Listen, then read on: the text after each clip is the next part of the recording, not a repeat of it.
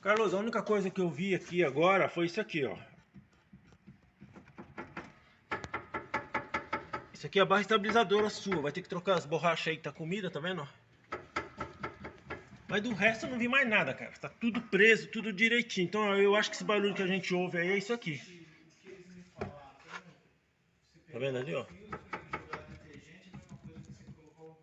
Eu vou encomendar e troca, a gente testa, beleza? Bom dia, amigos. Aqui é a Lane Jetcar. Eu tô com um Gol G5 aqui e o cliente tava reclamando de barulho nas rodas. Queria trocar amortecedor, bandeja, queria trocar tudo aqui, ó.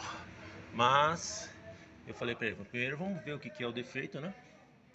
Aí eu vendo aqui, ó. Se o seu carro também estiver fazendo esse barulho,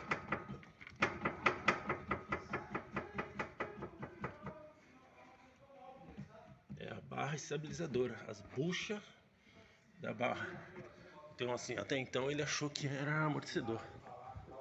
E queria trocar amortecedor, bandeja, queria trocar tudo. Aí percebi isso aí. Deixa eu ver se consigo ligar a luz aqui. O lado de cá ficou mais escuro, né?